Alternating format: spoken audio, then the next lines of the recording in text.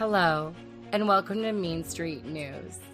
Mean Street News is here to provide accurate news to help citizens effect change in their local government and beyond. Being nice is overrated. It is time to be real. I mean what I say, and I say what I mean. The time to step up and step in is now. So please come join me, Katie, over on Mean Street News to discuss Ohio politics and beyond. I hope to see you there. Hello.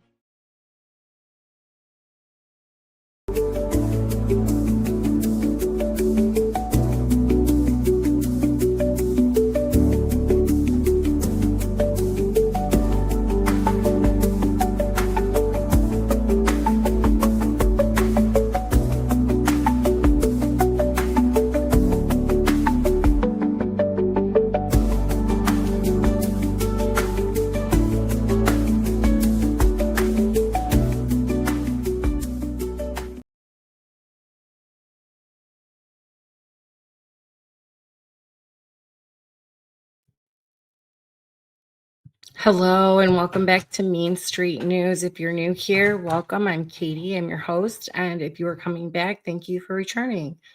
We're going to get right back into it. Tonight is part 4 of Back to 1991. I'm so excited to bring this back. Sorry for the little bit of delay. I got sick over the weekend and I just couldn't do it.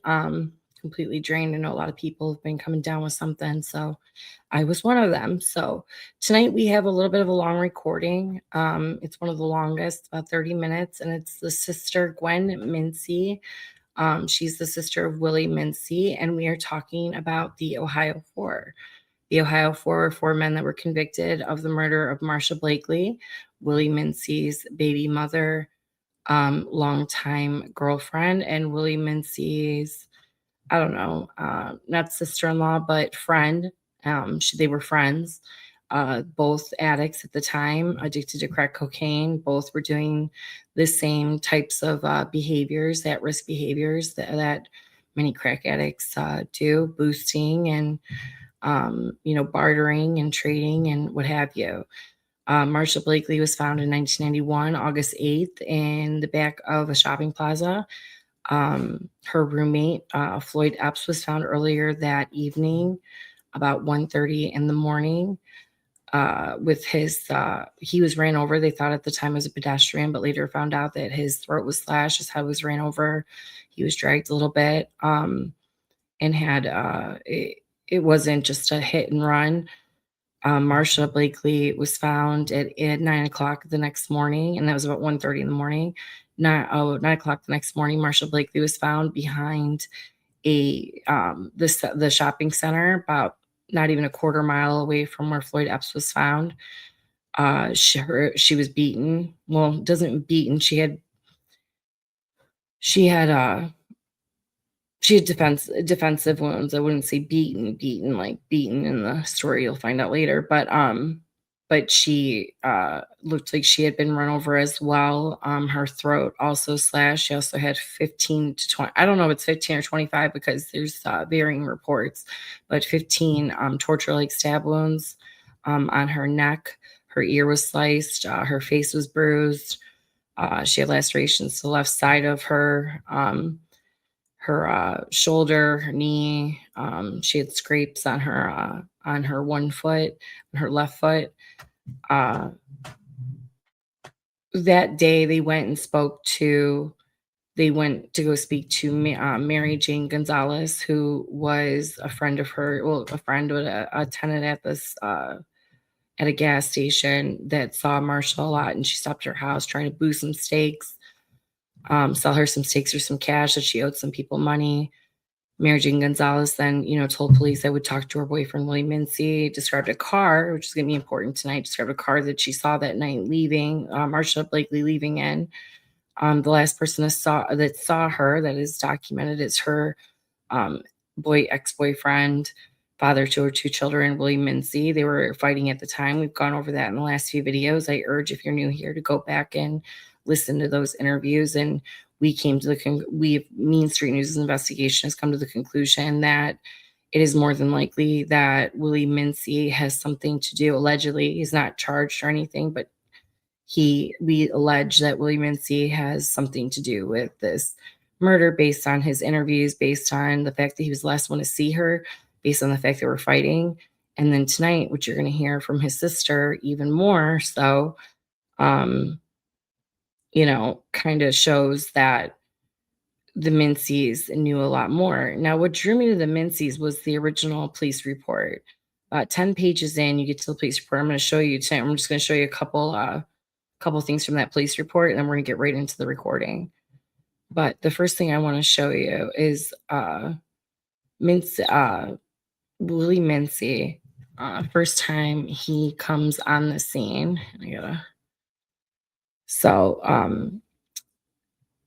During the interview with Mary Jane Gonzalez, as we said, was advised that the boyfriend, Willie Mincy, had information regarding this investigation. Now, this is what was weird, and we've discussed this before. As this officer approached the noted residence, this writer noted an apparent disturbance at the location. This writer approached the front north door, and the following transpired. This officer observed a group of people inside the duplex of an apparent struggle.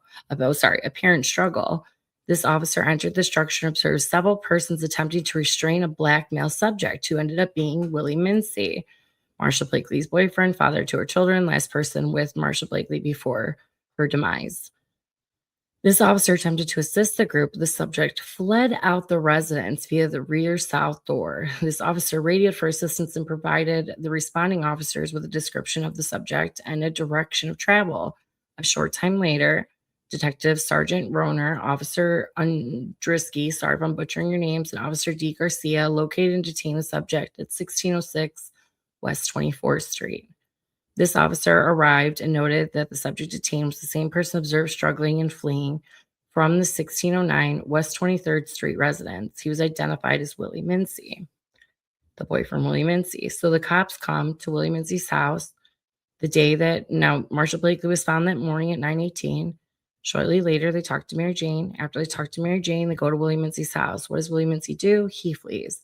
We found that very suspect. Well, then in the report later, it says, Mincy advised he came into contact with Marsha Blakely at 0200 hours. Now, Marsha Blakely's time at death is sometime after 3 a.m., according to Lorain County Coroner, 3 a.m. So, but he sees her at 2 a.m. on the same day that they're speaking to him that morning, I guess. 0200 hours on Thursday, August 8th, 1991. Mincy indicated that he was at his mother's residence located at 1609 West 23rd Street when he observed Marsha Blakely was not accompanied by anyone during the period of time. She reportedly arrived at the noted location to speak with Mincy. She had previously upset with Mincy and walked to discuss the matter. The witness did not observe any injuries, did not indicate that she had been assaulted. So at that time, even though Mary Jane Gonzalez is saying that Marsha Blakely looked like she was beat up, Detective Taliano is saying, no, she wasn't beat up. Okay, that makes sense. And he's also not stating yet that the Willie Mincy I don't know if he's going to state it here or not, but Willie Mincy had taken Marsha's purse that night. I think he says it here. Yes. So Blakely indicated she was going to walk down to Floyd Epps' residence on Sunset Boulevard. All right, remember, she told her last interview we had with Willie Mincy, said, Marsha told me don't come down here on that shit. Don't be coming down to Epps on that shit. His words. What shit? Was he upset? So Willie Mincy grabbed a purse from her hands. The witness indicated that he entered this mother's residence to obtain a pair of shoes and hat. When he exited the bike, he said the witness stated that he utilized a bicycle and rode the same towards Epps' residence. Reportedly, he experienced difficulty with the bike chain, which fell off the gear sprocket on more than one occasion. During that period of time, Mincy repaired the bicycle. Blakely continued to walk towards Epps' residence in Mincy's view. Now, the witness stated that he proceeded to go down to Epps' residence and discovered that neither Blakely or Epps were at the apartment. Mincy discovered that Leonard Walker, further identified on page number 5. Now, we have questions about that because he said he was there. Then he said nobody was there. Then he said he was there when he came back. Who knows? On page number 5 of this report was sleeping inside of the Epps residence. However, moments later, Mincy stated that Walker was outside of the apartment and they spoke for a period of time. Mincy stated that he left and returned to the Epps residence during the early morning hours of Thursday, August 8th, 1991. So he left at some point and came back.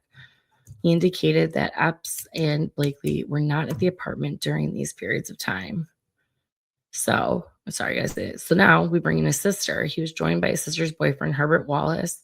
Gwendolyn Mincy's identified on, come on, let me see this. So let me see it. Hold on. They remained at the residence until approximately 7 to 8 a.m. on August 8th, 1991. So he's saying that, what are we saying here? The night of the murder, okay, she's dead around 3 a.m. At 2 a.m., Willie Mincy sees her. He goes down.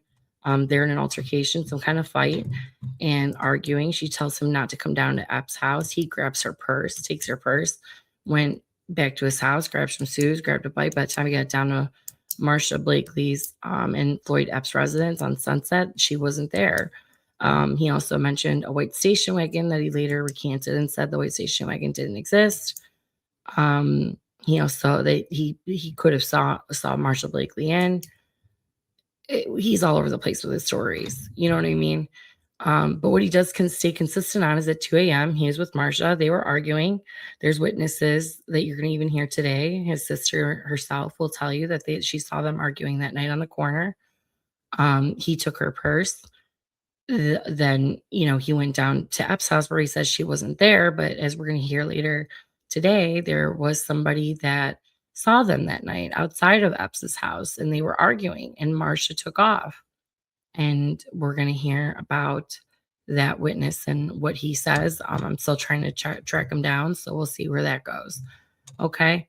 Now, what really surprised me, and I have like 3 more things to go over with this, is, Mincy, Gwen is the first person to mention,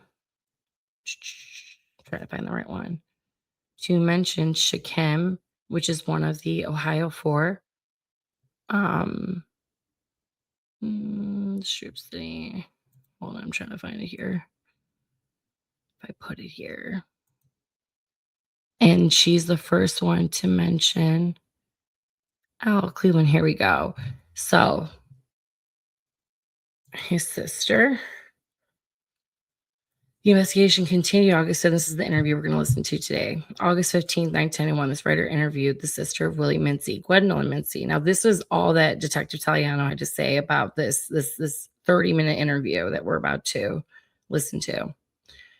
So, Gwendolyn Mincy, regarding this investigation, her knowledge of facts pertaining to the same. This is 7 days after the murder. Gwen, as further identified on page 4 of this report, indicated the following. Gwen indicated that Marsha Blakely was a crack addict and that she dealt with a number of people on the strip, Reeves Avenue 1900 through 2100 block. Further, she reported an uncorroborated account of John Edward Shakim having participated in the murders as a result of Blakely stealing drugs from the same. This made no sense because, for one, somebody that is supplying a large quantity of cocaine is not dealing with the $5, $10, $20 bags of crack. That doesn't really make sense. No person that is dealing drugs is either going to give a crack addict a copious amount of drugs to sell to where she owes them a debt, which will be a later story. But like I said, the first person to mention Shakim and mention Al Cleveland are Willie Mincy and Gwen Mincy's sister. Willie Mincy being the last person to see Marsha Blakely alive. And we've gone over those interviews and we have gone over how it is so his story changes, is inconsistent. First it's some Cuban guys, then it's the neighbors, then it's this guy Glenn, and then it's, his story changes a million times. And based on his own statements, the fact that he knew that Marsha carried a knife, there was no knife found on her purse that night. The fact that he said he had a breakdown through one of the interviews saying, I should have just stayed home that night. I shouldn't have gone down there. Guilty conscience right there. You know what I mean? The fact that he was the last one to see her alive, he should have been looked into more.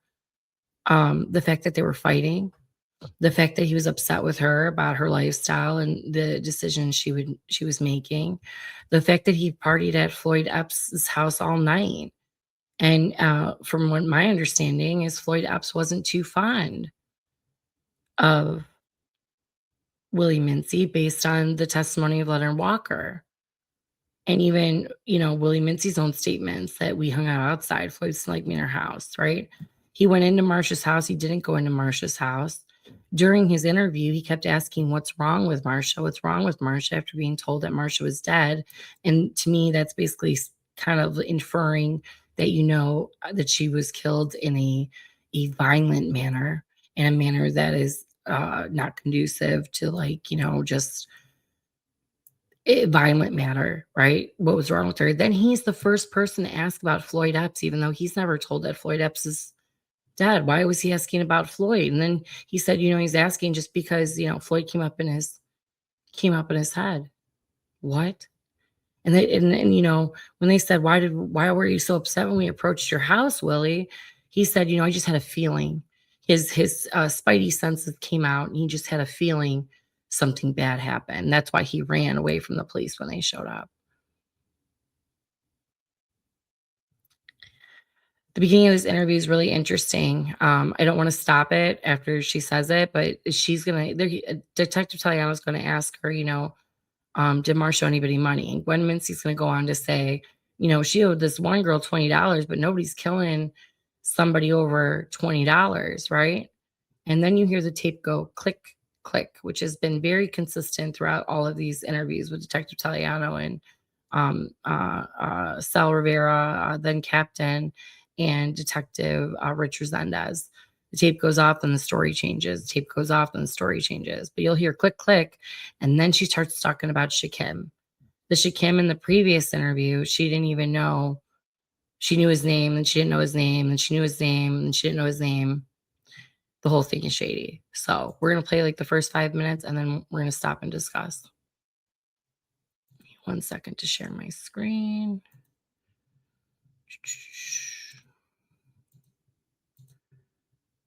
Share my audio. Share.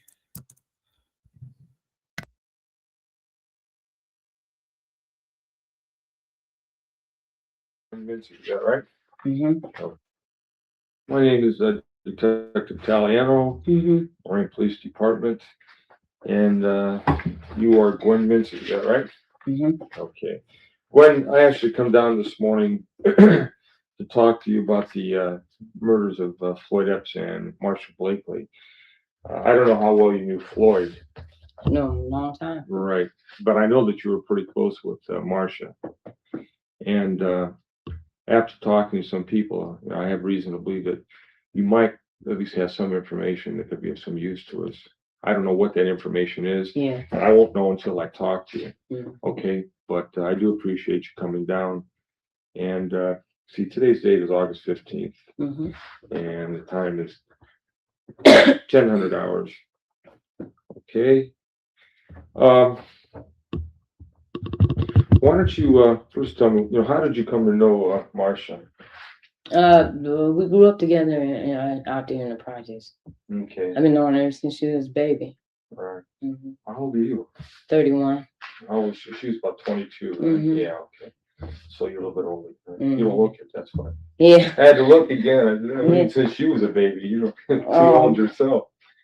We know that Marsha had a drug problem. She was out there smoking pipe, and we know that she was dealing for some people. Dealing in a sense, she was running. Yeah. Running money, running some stores. But also she was boosting, things like Yeah, that's that. what she was doing. Right. And I'm not here to, the lady's dead. Yeah, I know. I understand. And I'm not here to put her down, but we need to fill in some blanks. Yeah. Who she was dealing with, what she was doing, and who she was doing it with. And that may really help us. I'll let you start. Well, Marsha deal with a lot of people. Well, who was she dealing with specifically? What do you mean, as far as what? Drugs. Oh, anybody that's sold. Okay, well, we need to find out who everybody and anybody is. I don't know, all I know is that, from when she was smoking, but I never was with her when she, bought any or anything like that. But people talk. You talked to her, you were close to her, I'm sure she told Yeah, you. not really. Who she owed money to? Where? Well, the only one I know she owed money to this one girl. She had told me that Marsha took $20 from her, but she said that, but nothing, No. See, but I'm talking like I also thousands of heard. dollars. Right. All I know is from what I done heard, Which is what? Hear that click, click? Ready? Let's hear it again, you guys. No. See, but I'm talking like I also thousands heard. of dollars. Right. All I know is from what I done heard, Which is what?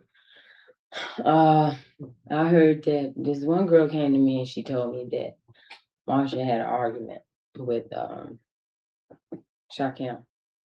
John Edwards. Shakim. Yeah. Okay. Said they had a real bad argument.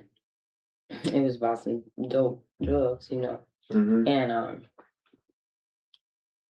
she said that and that she felt that her and this other girl was talking and they felt that they had something to do with it, him and his friends. Who are his friends? Oh, some guys from New York. So, cause she gave me some of their names, but only one I could remember was one. Who's that? His nickname is Al. They call him Al Monday. That's the only one that she gave me. But she gave me some more, but I can't remember them. And I talked to see, because I've been asking too, But I talked to this one guy the other night, and I was telling him about it. What had happened, that the girl was close to me. He told me that same night that he saw my brother and her talking, because he lives across the street from us. See, who lives across the street? This white guy. From your mother's house on 23rd? Oh, okay. All right. And he said that he saw my brother and her talking on the corner. So what time? And he saw him, You said what time that was? No, he did. I asked him. He said he couldn't quite remember, and he said, and he said he saw when she was out there, when he said he saw her leave, and that he saw a maroon, a dark color car light pull up, and one guy got out. He said, and the one guy was walking real fast, like, well, we'd be drinking beer and stuff together. So he said the guy was walking fast, and he said it was weird because the car went around and went back up this way, the way that the guy walked. But this was supposed to be from your mother's house, or? Yeah, this was supposedly had been after Marsha had left from the corner, because I saw. So she's saying that someone that lived across the street from her mother's house saw them arguing that night. Okay. Saw this brown car that Mary Jane Gonzalez mentions, that is mentioned multiple times. Now, throughout this interview, her story changes a little bit here and there, but when Detective Tayano tries to put her on somebody else, she comes back and she will consistently for the next 26 minutes come back to the story about Jeff that lived across the street, that saw somebody go, Willie and her arguing, saw somebody going, after her. And then behind them was this brown car that he always is seen over on, and he'll eventually say Reeves Avenue, which is right by where they're at. But this brown tan car. And she's going to get very specific about it. But remember that she's saying this because she starts getting mad with him. And I feel like in the beginning of the interview, she's a little high. And I feel like she starts detoxing, because even say sorry to keep you during one of these in one of these minutes. Sorry too, talking to my brother in the corner. Well, was this like an early morning hours or late at night, during the afternoon? This was at night. This was at night. This was probably around 12:30, 12 somewhere. Is that what he told you? Or? No, I'm talking about when I seen him. You saw who? My brother talking to her. It was about out on the corner there? Yeah. And I saw him when he turned around and went back in the house. It was somewhere in there. I don't know the time, but somewhere. Yeah, sure. And I saw him when he went in the house, and I saw her when she did like this and went on. Which way did she walk? She was coming back. She was coming towards the corner. Okay, because like getting ready to step down to the street. Yeah, well, I mean, but when she was talking to Willie, your brother Willie, where were they at? They were not quite on the corner, just almost to the corner. About 23rd and Pole? Mm-hmm. Okay. And when she walked, did she walk away from your mother's house? Or? She walked away from my mom's. Okay.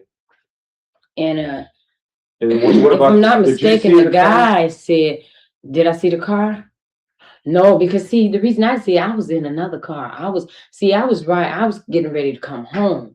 Because I had been over someone's house and I was getting ready to come home, and I saw my brother and Marsha on the corner. So I told the guys, but I said, "Well, go ahead, just go on. That's my brother and Marsha." I said, "Just go ahead."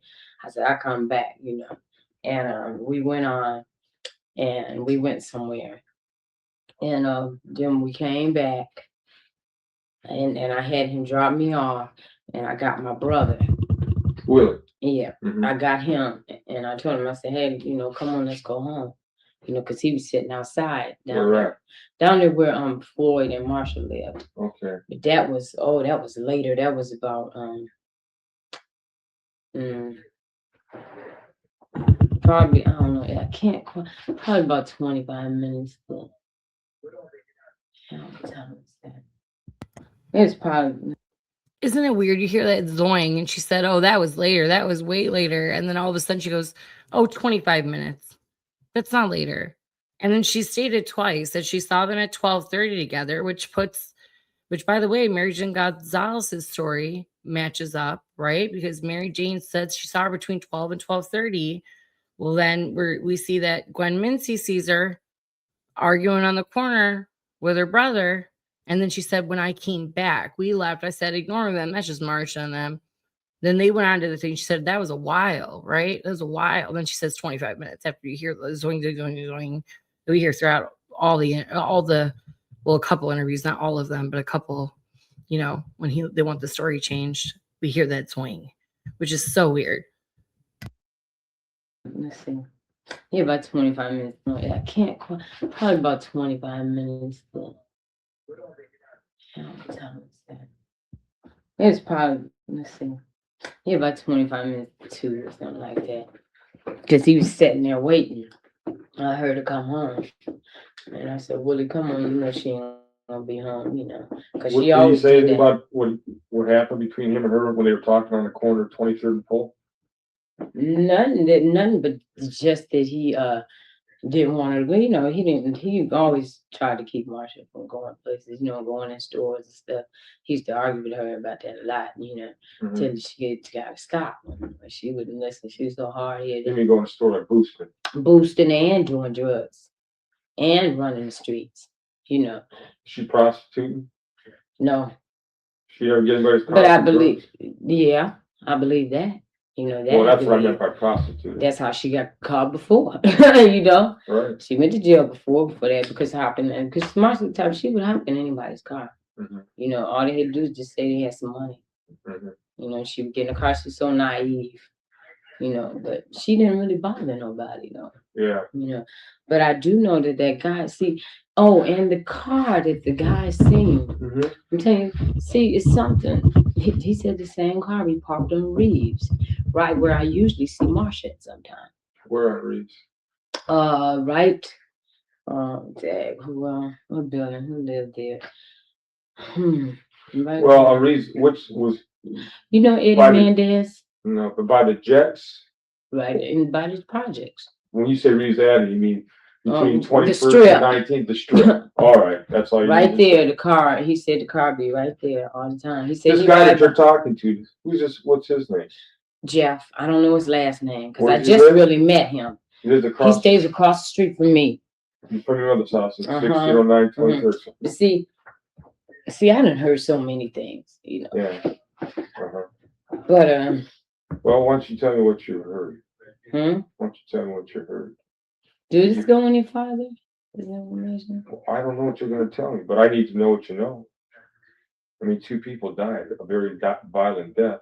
I know, need but I'm everything, talking about but- I don't want to get hurt. You know, I don't want to go out there and get myself hurt. Well, that's not my intention. I just need somebody to point me in the right directions. I'm not going See. to coach you. I just want to. I had heard that I just overheard it. I put it like that.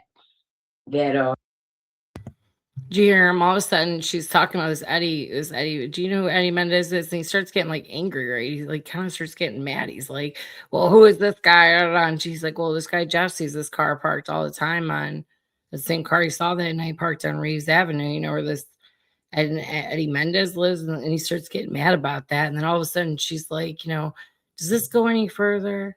Does what go any further? What are you talking about? Does what go any further?" He's like, "Oh, what are you gonna tell me?" And she's like, "I'm not trying to get hurt." Why? Because sorry, I just told you a story to repeat, and you're not trying to do that because it's not true. And then she said, "Well, I'll tell you what I've heard." Well, who'd you hear that from, Gwen? Person in front of you?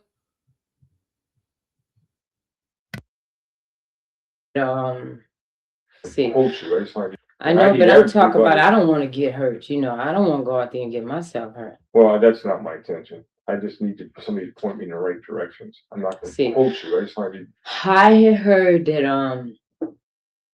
I just overheard it. I put it like that.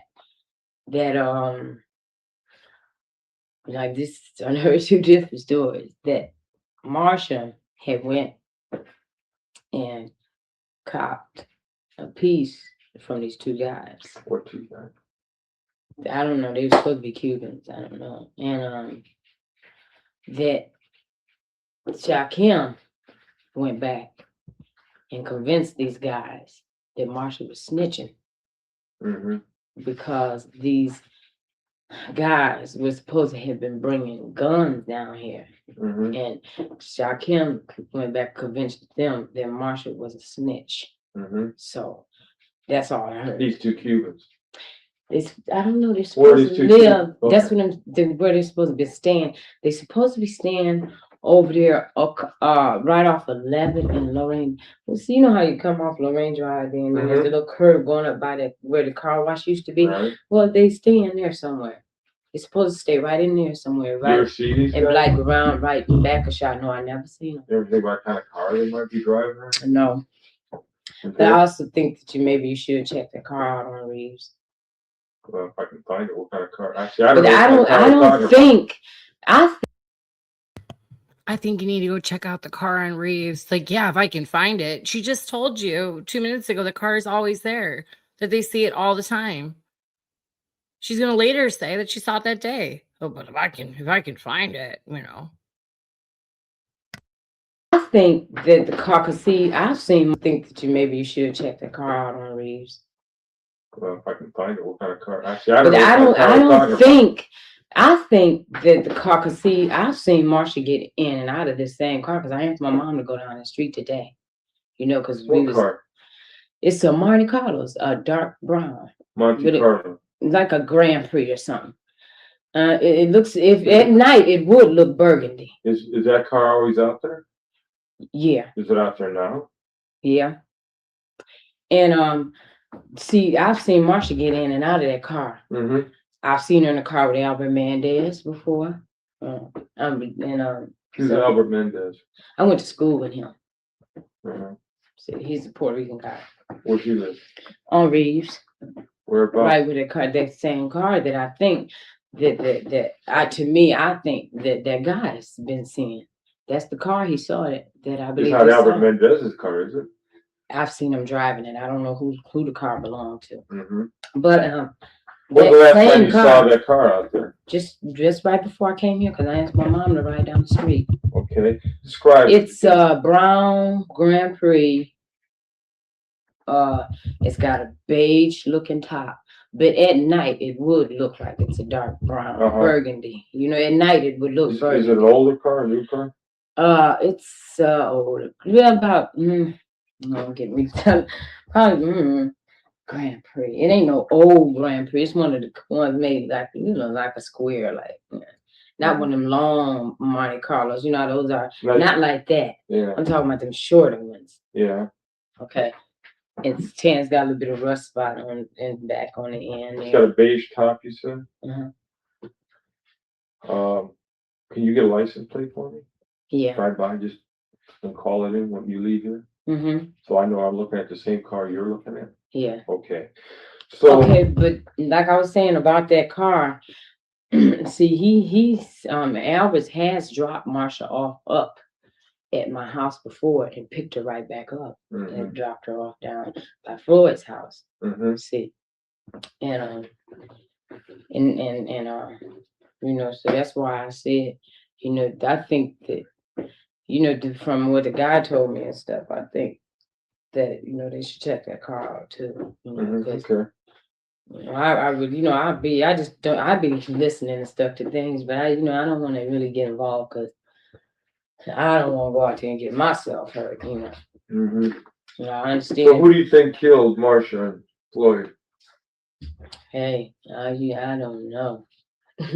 Well, give you best educated from the street guess. At first, I did think it was them boys from New York. At first, I did think it was those boys from New York. At first, when you told me. But now, I don't know. Well, give you best educated from the street guess. At first, I did think it was them boys from New York. Why? Because I thought maybe, she probably smoked up somebody's stuff, because that's what I did here. I heard that she was supposed to have smoked up $1,000 worth of Who's dope? Huh? Whose dope did she smoke up? I'm asking you. No, that's what I heard. Who's? B.I.'s? Shakim's? Yeah, that's who I heard. Guy named Patch? You know a guy named Patch? No, but I heard it was supposed to be in his Shakim's. That's the first one I heard. But it wasn't his stuff. Whose stuff was it? That's, really, I would tell you, it's supposed to be, the guys from out of town, New York, his friends. So, but they also heard that that when he had left, when it happened, he never went home. Who? That he disappeared for a couple of days. Shakim. Okay. And so I heard so many stories, So it's What best about to these just Cubans? These Cubans are supposed to be friends of Shakim's? I guess. How do we See, know I really don't know. How do we know they're Cubans? Who are you getting that from? They're Cubans. I just heard it. I overheard some people talking, that's all. Yeah. Really, just Are talking. these Cubans supposed to be from New York? I don't know. But I also heard that B.I. was the one that's supposed to give these Cubans his car. He was supposed to give them a car. He gave them a car. Gave the car to these Cubans. I guess, I don't know, some shit. Well, tell whatever you got. I mean, I need everything you got. What do you got? But that's and I heard that B.I. was driving a car too that leaked a lot of motor oil and stuff. So you check that out. I've heard that because I called Mr. Rice and I told him, the guy did say that. So. Did you hear a guy named Anthony Morton? Tony Morton? Big guy, about 6'5", 250. Anthony Morton. Morton, yeah. When the name sounds so familiar. Big guy, like I said, he's probably about 6'5". Was he fat or something? I've never seen him. Well, I know he's probably pretty, yeah. Anthony Morton. The name sounds familiar. I might hang around with B.I. Oh, you talking about Mo, Big Mo. Yeah, I heard she was with him that night. I heard that too. She was with so many people that night, Yeah. So Big Mo was Anthony Morton? When was she supposed to be with him? So do you notice that Gwen Mincy isn't providing this information? He's asking about Anthony Morton. Oh, I know. Maybe. I don't know. What about him? Big Mo. Oh, I don't know. Oh, she's with so many people that night. And then she first thought it was Shakim. Now it's not Shakim. She smoked up somebody's dope. Doesn't know who's dope. And she sounds like she's getting frustrated. And she says those New York guys. But then, she's all over the place. But you know what she's consistent on in the next 15 minutes you'll notice is this brown car. This brown car. It's right down the street from her. And she starts getting kind of lippy with them, like, this brown car. You guys need to look at this brown car. Who was that? Laverne Tinsley saw him, a friend of mine. She saw them, said they looked like they was up to something. So Marsha came out, they came out and he went Came out where? Came out of Floyd's house. And he went one way and Marsha went another. They probably was in there getting high or something, you know. Yeah. But he was with her too that night though. So You know what time? I think she said it was around 11 or so. This is supposed to have been before she had even came to see my brother. So your brother was that like 12:30 you said? Yeah, but see, I went back and see my brother. He was there. It was around that time. Cause see, I was getting ready to come home. It was somewhere in there. I really don't know the time, but I know it was in that area. 12:30, maybe something to 1. You know. Was Marsha afraid of anybody? Somebody showed money to? Maybe ripped. Marsha always took something from somebody, but she But you know, nobody killed her over $20. I know. Right? I mean, you might smoke up somebody's piece, but they're not going to kill you for it. Well, I mean, I can't understand. So it had to be something pretty big. Was she running for somebody? No, that's just. Because we heard she might be running. She might be running for Shakim and these guys. You know what? Yes, probably after Shakim made, no telling, because they've had a real bad argument, because he Shakim busted my head before. When did this take place? And I know he's crazy because he busted my head for no reason. That was over 7-Eleven, wasn't it? When he busted my head? Yeah. No, it was in somebody's house because he lost his drugs. And he wanted everybody to take their clothes off, and I wouldn't take mine off, because I feel like this, hey, I ain't got nothing, I'm not, Yeah. So he started throwing things at me. Let's get back to this argument with Shakim. Marsha's argument with Shakim. When did that take place? I don't know. See, I like how he asked, said, was she running at 18-11 minutes? She said, was she running drugs for somebody? And she said no. And she said very clear. And then all of a sudden, oh, well, maybe. And then you hear this paper ripping. Like, you can tell he's getting aggravated with her. It's just, that's honestly a sign of aggravation. I just think it's funny. Oh, she ran drugs for Kim? No, she can. But clearly Gwen knows who Shakim is because she was somewhere where he got upset that somebody stole some drugs and I didn't heard about this. Let's get back to this argument with Shakim. Marsha's argument with Shakim. So now he wants to get back to the argument with Marsha. He's directing her. He's leading her. Hey, I ain't got nothing. I'm not, Yeah. So he started throwing things at me. Let's get back to this argument with Shakim. Marsha's argument with Shakim. When did that take place? I don't know. See, I didn't heard about this. But somebody told me, that they had a bad argument. But see, the one I think you should talk to is, she's young. She's 16. She be with Nan all the time. She beats over Nan's house all the time. It's my ex-sister-in-law's daughter. Her name is Tawana Moy. Because she told me. Yeah. Because she told me that Shakim and that girl had a real bad argument too. And she's about 15, 16. She beats up in that girl's house every day. At Nan's house, right? Yeah. And so, I know that she know these people names. That's who told me that they believe her. She said that her and I believe her and Nan was talking. And she said that her and Nan believed that they had something to do with it. Did she and Nan believe that Shakim had something to do with it? Yeah, that's what she was telling me. See, she talks. With this young girl? See, I don't think Nan, want her to say nothing like that, but that's what she told me. She said that that's what her and Nan been saying, sitting and saying. Yeah. That they think that those Shakim's friends had something to do with it. Hey, Detective Resendez. Gwen Mincy.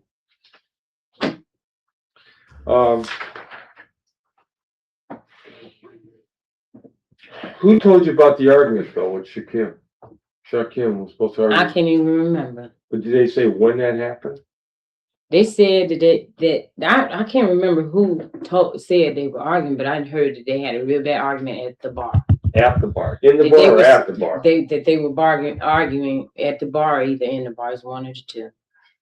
See, I just heard a lot of stuff, you know, stuff. But they said it was real, that they were arguing. Or it might have been in the projects. I don't know. See, I ain't for sure. I just heard they had a real bad argument. Yeah. What could they possibly be arguing about? I mean, it wasn't a $20 piece. So that's why I'm getting back to. Nobody's gonna front her. I gotta find out what they were arguing about. Because all she ever did was boost to get from one high to the next. Yeah. So wait, did you just hear what Tectano said? Nobody is going to front her a lot of stuff. Well, that becomes your story, Tectano, that, you know, she owed money. But you knew yourself now. You say it at 21 minutes. No one's going to front her a lot of stuff. No one's going to kill her over, you know, smoking somebody's dope. So you negated your own argument. Genius. For somebody to unless she picked some up that didn't belong to her. Right. Because she would have did it. What they were arguing about. Because all she ever did was boost to get from one high to the next. Yeah. So for somebody unless she picked some up that didn't belong to her. Right. Because she would have did it. Yeah. Because I know she would have. She would have picked something up. Or be in somebody's house and see something and steal it. If she saw some drugs or something in somebody's house, she's gonna pick them up. You know, if she see them, she's gonna take them. Yeah. Do you hear anything? Do you know whether or not she did? That's why I believe in my heart, I believe that that's what happened. That she went in somebody's house and picked up some drugs, or something that didn't belong to her, or either what. Let me ask you, when was the last time you saw? That's what I really first believed, that, you know. Yeah. Then after I heard this about that what Shakim did, was supposed to have saying she was a snitch, then I started believing that, you know. So you don't know what to believe, really. Because there's so many things. The doc, you know, just checking all of them. That's all you can do. How about Floyd? When was the last time you saw him? Oh, I can't even remember. Did you see him that day, though? I mean, no, I didn't see him at all today. So when you saw your brother, I didn't see Floyd nowhere. Yeah. Not anywhere. That's kind of puzzling, ain't it? Well, how do you figure Floyd got involved in all this? I think probably because see, if that's true that about that, what I told you about those guys, they probably just meant to kill her, and they figured he probably, you know, saw, you know, was going to be able to tell on him or whatever, and they probably killed him too, you know. I mean, you got to think about that. You know, because Floyd didn't bother nobody. No, I know. What do you know about B.I.? What I know about him? And then he act kind of weird to me. You know, but I don't know much about him. Well, you know, he deals with drugs, right? Is he friends with Shakim? I don't know. I don't even know if they associate. I ain't for sure. Let's get back to that car that's on Reeves Avenue. Okay. When you leave here, you're going to get me that number. Yeah, I'll get. Now you're saying that this Albert Mendez, if I understood you correctly, if it's not his car, still you've seen him drive it. Is that right? And after talking to this Jeff, this white guy, I need his last name. I need his address. I need something. He lived right across the street from me. I have to call that in because when you call in the I talked to him, and I can't remember if I asked him if he would, you know, talk to y'all or whatever. But I believe that he probably would. He would. Where you over? It's 1609. 23rd. No, he lived right across the street. How old is he? I guess he's about 30, 29, 30. Okay. Somewhere in there. Yeah. Who's he lived there with? His mother. Oh, he lives with his mother? And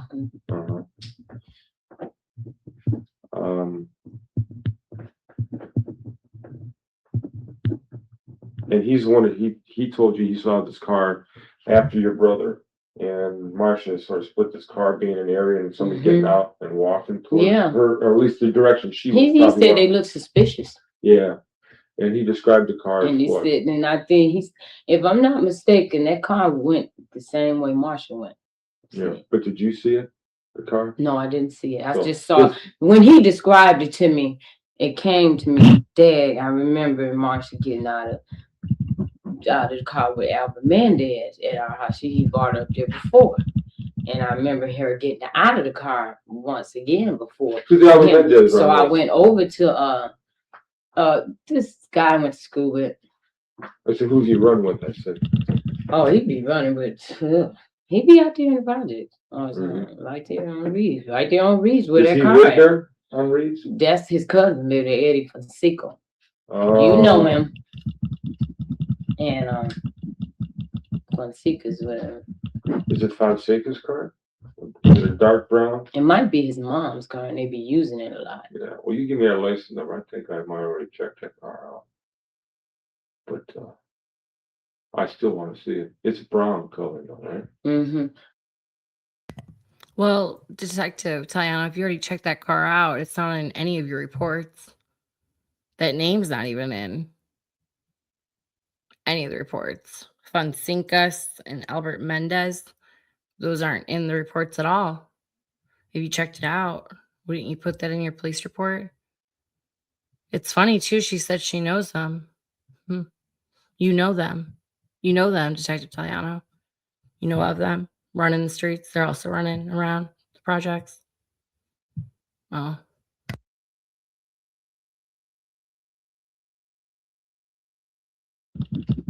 And Fonseca's whatever.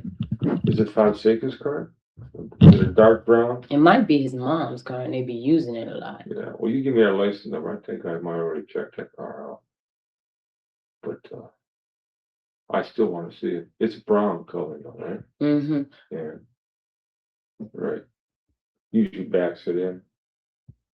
Mm-hmm. But it's pulled in now. Right. Does it have a broken front grill? Some part of the grill missing? Or don't you know? No, I didn't notice that. Just the bumper. So when you go home, you're gonna do two things for me, right? You're gonna get that guy's name. At least his address. Just address. Okay. Detective Taliano knows the car so well that he knows that he usually backs in the car and it has a broken grill. You know that car pretty well. Okay, yeah. I'll get his address. If you get his name, that'd be great. Number. And then that license number. I helped the best I could. I don't know anything. Yeah. You know, I really and if you hear don't something, even be, I ain't involved with none of this. I don't. What about these? But Cubans? I don't mind giving them. Who told you these guys were Cuban? I just overheard it. Didn't nobody tell me anything. Well, who did you overhear it from? Well, I just, you know, I don't know who it was. I just heard them talking. That's all. You just said you were gonna help me as best you can. I am. And now you're not telling me who you said they were Cuban. So we got a conflict here. You know what, Gwen? If we don't get these guys off the street, they may kill somebody else. They may kill you. You're out there. I know you're out there. But not like that. But you're out there. So we need to take these people and put them into a box so they can't ever hurt anybody like they hurt Marsha and Floyd again. They didn't just walk out there and go, you know. They did some things to these people that shouldn't have been done to any human body. You understand what I'm saying? Yeah. And that means they're mean. And that means we got to get They tortured her, didn't we they? got to get those people out of there. Did they torture her? We got to get those people out of there. And we need everybody's help. And if we don't do that, the best I can. I need to know that. Because see, I need to believe close to me too. I understand that. And I know how close you and your brother were to her. Yeah. And we owe her. I don't care what she did out on the street. That's right. I don't care where she came from. She was a human being. And human beings don't need to be treated like that. But see, the only thing about this is that, see, what I'm saying is like, I had overheard some people talking, you know, but I don't, the only thing about that is though, you know, I guess you're saying, you know, you go saying and then they be all down you. You know, I don't want nobody coming at me. I'm not fronting you out. I just need information. I'm not going to go to the journal tomorrow and say, Gwen Mincy said this. They don't need to know who said it. But you should talk to her brother Timmy again. Whose brother? That's all I Timmy? can say. Whose brother, Timmy? Marsha's brother, Mark, you mean? Timmy. Okay, I haven't talked to him. I've only talked to Mark. Well, cause see, I guess you should talk to him. Why Tim? Huh? Why Tim? Because What's he see, know? that's what where I heard it at. It was over there at the at after the funeral and Funeral? stuff at the Uh-huh. house over there where Yeah. everybody was at. You know, and that's where I heard it at. I heard that, you know, that they know who really did it, and it was two Cuban guys, because Marsha had bought a piece from them, and then see, these Cuban guys had been bringing some guns down here to somebody, Mhm. and Shakim went and convinced them that Marsha was snitching. You know, that she was a snitch and she just trying to set him up, and that they were supposed to have killed her. So that's what I heard. Mhm. Are these Cubans still supposed to be in town, or did they leave? I'm not for sure, but they said that that they had a dark color car. And they're supposed to have a burgundy car, maroon, whatever color car they said they looking for. You know where Tim Blakely lives? Yeah, he lives on North Central. But he lives with Cheryl Brooks. So Where's that at? on North Central. Oh, I don't know the address. Cheryl Brooks, son? Mhm. Uh-huh. His name I is did Tim best. Blakely? You got a phone number for him? No, I don't even know the address. No, I know, but sometimes people know phone numbers, not address. Yeah, You know if they got a phone number? Is Cheryl? Or... no, she don't have no phone. Okay. Does he work anywhere, does Tim? He was working out at the UST with my brother. He's working where? He was working out there at the UST with my brother on and cleanup or whatever that was. I'm pretty sure that that's who he said. You know, so this is the best I can do. Right. Because believe me, if I knew who it was, I would tell you. You know, Well, you know, you might that have. I'd make it my business because I'm just scared. I'm scared to walk the streets now. You know, They're that's gave me something to think about. Shit, I've been scared. Now, I'm assuming, after listening to this, that the tape that we listened to in the previous episode is from 8/15, is from this date. I'm not positive, but I'm inferring just because when he comes back into the tape, it says, you know, this Tim Blakely thing might be a thing. Excuse me. So he said this Tim Blakely thing might be a thing. But as you heard throughout her entire interview, she keeps referring to this car.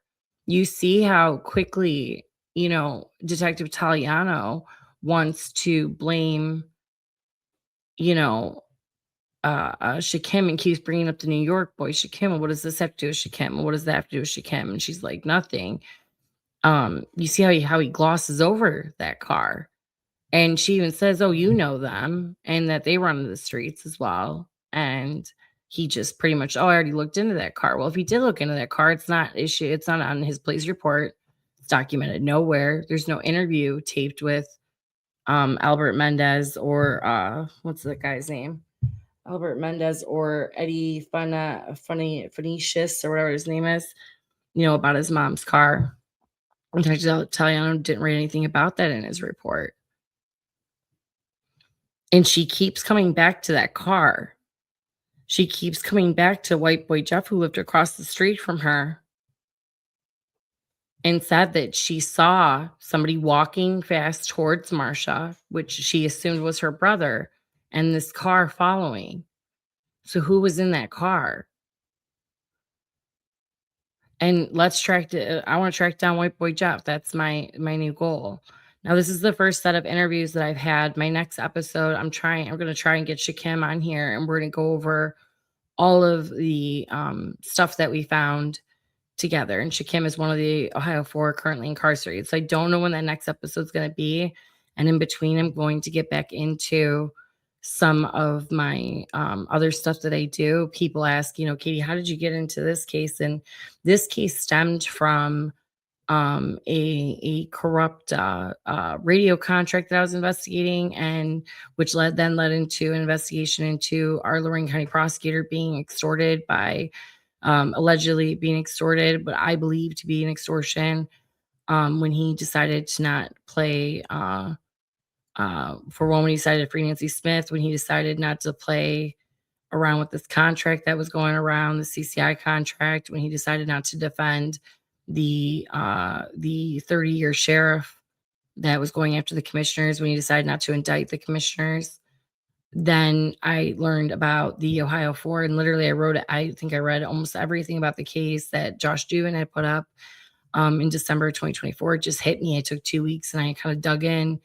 And when Tony Silo took over as Lorain County prosecutor, the first thing he did was rescind the motion for a new trial for these 4 individuals, which is why we're bringing it to light now, is that I want you all to go onto my website. I'm going to bring it up here, and I want you all to write to Tony Silo, and I want you guys to plead with Tony Silo to look into this case, to give it a fair shot, to not cover the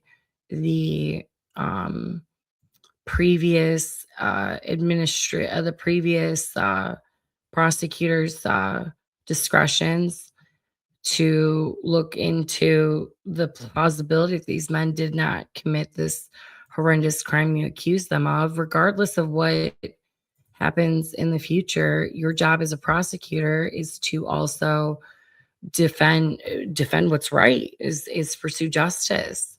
And that justice isn't just the state of Ohio and the state of Ohio's convictions. It is for men that are wrongly accused of murder. It's the worst label you could actually put on somebody. But if you go down to you go down the Lorain County files, you can learn about that investigation. But if you go to the Ohio 4 page on mainstreetnews.com, I'm going to just pull this up real quick here, if it ever loads, because it hates me. It doesn't do this sometimes. Here we go. The Ohio 4, there's a template on there that please change it. Don't just go off of my template. Add your own personal stuff to it, but you can hit the PDF, you can hit the docx as well. And it is a template letter to the Lorain County prosecutor. It has the address there and everything that I need you to send and tell them to free the Ohio 4, look into this case, or even contact Joe Rogan and go back on there, because Joe Rogan, Tony Silo, our Lorain County prosecutor, an open invite to Joe Rogan to explain why he hasn't opened this case. Now, as well, I also have, if you look at my website, is I went through all the documents, and the most important I put on my website. You can go through from the original police report, John Edwards' testimony, Lenworth Edwards' testimony, William Everett Jr., who we're going to get into later's testimony. I don't want to bring him in yet until we hear his interview, which I'm still waiting on Lorain Police to release to me. I checked up on that today. Jeremiah Charlton, who also saw Marsha Blakely that night, Mary Jane Gonzalez's testimony, Leonard Walker's testimony, William and Mincy and Gwen Mincy, the stuff we have on them. And then we have all of the Ohio 4 episodes that I have done. Go on that website, and even to the new 2 of the new ones that we've done recently. But I urge all of you to go on to my website, mainstreetnews.com, Lorain County Files, the Ohio 4. You can go to my blog. I have an article about the Ohio 4, kind of a summation, explains, what, just go to the Ohio 4 here. But in the interim of Shakim's and mine and Shakim's interview, we're going to kind of just go over all this new information right here. Fight for Justice, March 25th of 2025. I wrote this. You guys can go and read that, give you guys some more information. I urge you guys to do that. And there's, evidence. If you click those links, you can go to what I'm referencing, and it goes over the motions and everything that was not done during that trial. I urge all of you to contact Tony Silo and tell him to give this case a look at. It's just the right thing to do. My next few episodes probably will not. I know we're going to have Amber on to talk about what's going on with her mom's stuff. I'm probably going to get into some legislation, go back into some legislation stuff that I'm working on. Hopefully by the end of the week, I can get Shakim on here and me and him can discuss all of our new findings. But I hope you take the time and listen to Gwen Mincy's recording. When we get the new recordings, I will update with the new ones. If we get them this week, we'll listen to them this week together. If not, when I get those from Lorain Police Department, we will continue back to 1991. But this series is not going to end. It's going to continue in between of the other stuff that I do. There's important legislation I need to discuss with all of you. So stay tuned, but stay tuned in Mean Street, the Ohio and Ford investigation. Like I said, contact Tony Sillo, apply some pressure. And in the meantime, stay focused, Ohio, and stay focused, Lorain County. And I will be back to discuss more with you in the future. And thank you for joining me tonight.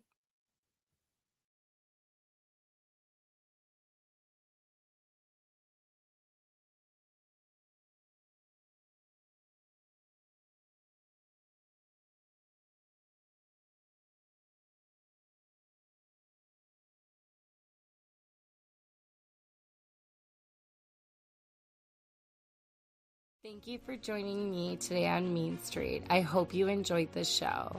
I would greatly appreciate it if you would consider supporting our work and supporting my effort. You can support directly underneath at the Spotify donations, or you can directly give a donation at paypal.me/Mean Street, Ohio. Any donation received will help me continue to provide news to you and everyone else across Ohio and beyond. I love what I do, and I just hope to continue to do it. Thank you so much, and you have a wonderful day. Thank you for joining me today on Mean Street. I hope you enjoyed this show. I would greatly